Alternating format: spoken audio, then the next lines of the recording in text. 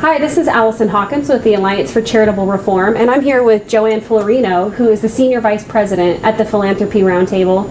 And today, the President released his 2014 budget, and we're here to talk about what the implications are in that budget for the charitable sector. So, Joanne, as expected today, the President released his budget, and he included a 28% cap on itemized deductions. What does this mean for the charitable sector, and what do we have to look forward to? Well, what it means is that the President is simply not listening to all of the issues that we've raised about this, especially in the last 4 months. I mean, the charitable deduction is a hallmark of American society. It's unique among the deductions.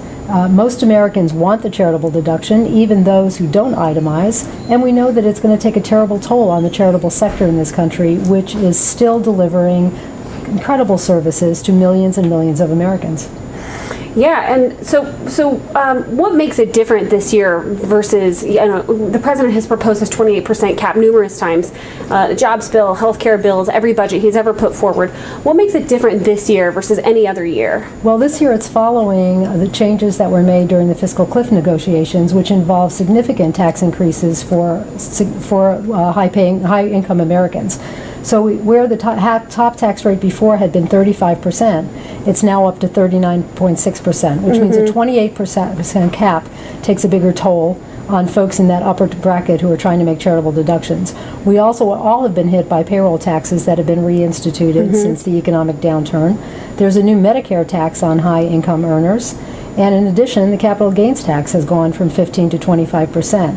When you put those all together, I think you can see that the sector of incomes that often is responsible for significant gifts to the charitable sector is hit by massive tax increases, and there's going to be fewer disposable income opportunities, I think, for the wealthiest Americans. So we are anticipating a significant loss in charitable gifts as a result of this. The context is just bad, and it's bad on the economy side too, since the economy has not yet fully recovered. We saw really sad numbers in job growth last week. We know that the charitable sector is continuing to see increased demands for its services all over the United States. Well, and two things on that. For example, those who give a percentage of their income, I would imagine we'd probably see decreases in their giving because of that, change in disposable income, which would impact all levels of giving. That's right. And second, on the cap, last year when there was the 35% top tax rate with a 28% cap, it took away about 20% of a person's deductible items.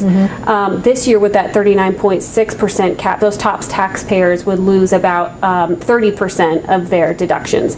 So that becomes a significant amount when we're talking about $1 in $3 that is no longer deductible. It's very significant, and if you use a $100 gift as an example, the cost of a $100 gift last year was $60. This year it would be $72. Now, if you talk about people who are making $1 million gifts, you begin to see how that effect multiplies.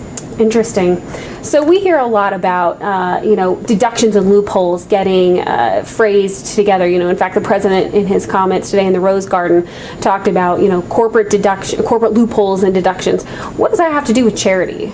It has absolutely nothing at all to do with charity. The charitable deduction is not a loophole. It was placed there intentionally by Congress in 1917 in order to give Americans more incentive to give. And we have to look at this in the framework of what a loophole is. A loophole is something that is unintentionally exploited to produce a benefit to a specific person in a way that was never intended. This was intended to be there. It was intended to be there 100 years ago. I believe it's intended to be there 100 years from now. It's a hallmark of American society. It's there to produce societal benefit. Congress recognized that in 1917. There's no reason not to recognize it now, especially when needs are even greater. Right. This should be very interesting to watch as it moves forward on the Hill and these budget negotiations continue. So thank you. I agree. Thank you, Allison.